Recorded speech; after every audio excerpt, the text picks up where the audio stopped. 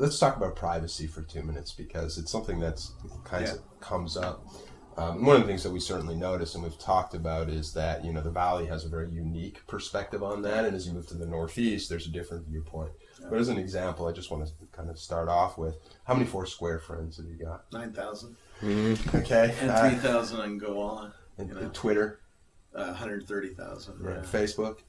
1,700, and then 11,000 on my public page. So you're living your life in public very much. Your autoresponder's got your cell number. Yeah. Your home address. Hasn't rung, has it? You know? No. This is the weird side. People are afraid of shit that they don't know. Yeah. But once they know, it's like, why didn't you get really good phone calls, and if you get a spam call, you hang up on it. It's like, it's not that big a deal, and I don't get that much stuff. My email, actually, I get far more spam and intrusive kind of things on my email than I do on my phone. But people are unlikely to pick up the phone after they receive that autoresponder and say, "Hi, Robert, I want to talk about these kinds of things." Yeah, it's something about voice. It's like, I'm only going to call them if I have something really interesting to say.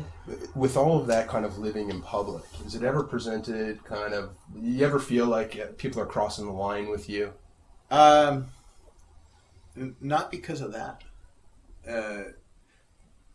I can't walk around an exhibit hall at a tech conference and not get accosted. You know? Right. But that has nothing to do with the fact that I checked in on Foursquare. Well, they don't accost me because I check in on Foursquare. They check in because, there's Scoble and I want to pitch them my product. 100%. But they're looking for you once they see you on Foursquare check in, right? I haven't noticed really the difference, you know. And personally, if I'm checking in at a tech event, I'm okay with it anyways. Right. I know what's going to happen. You know? Right. But it doesn't happen. People don't come out to where I am.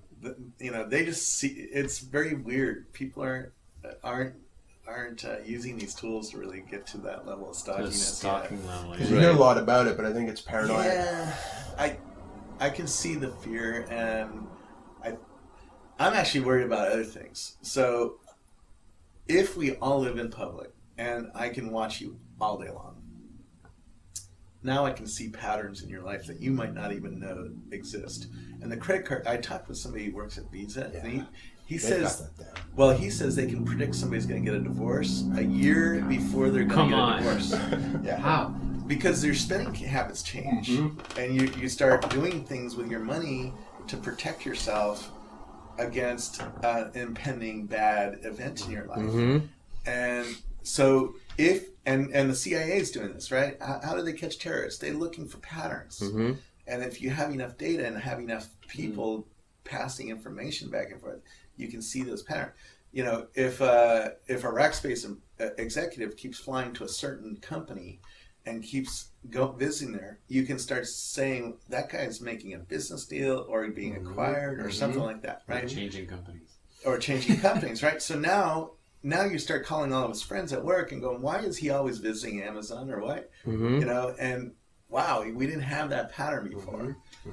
You know, that was opaque to us. Now it could be very visible, right? And so we're going to have different privacy concerns in the future than we have today. You know, it's a little weird for old people to put this data in, right? Because it's like, we didn't put our medical history up. And we don't talk about that, you know. Steve Jobs didn't want to share his kidney problem or his liver problem, right?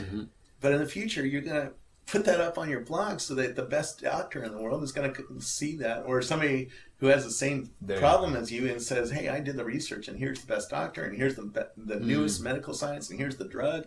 You know, you better check this out and ask your doctor about this stuff, you know. And it's true. I interviewed a surgeon. He said the knowledge in medical stuff is changing so fast he's a Stanford, you know, lung surgeon who is like one of the best in the world.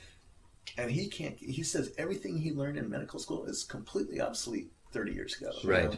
And so now he uses an iPhone to keep track of what's going on in the world, you know. And he looks up your symptoms on the iPhone to make sure that the science didn't change in the last 24 hours. Because some doctor in Harvard, you know, or somewhere else in the world just, you know, discovered a new treatment or discovered a new, you know, way to deal with this, you know.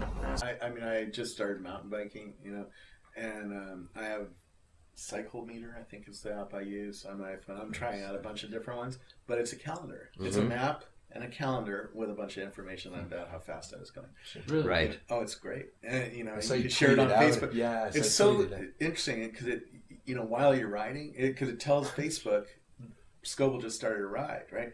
And then it goes into Facebook, and my friends comment on Facebook and say, "Oh, great job, Scoble, you're exercising finally."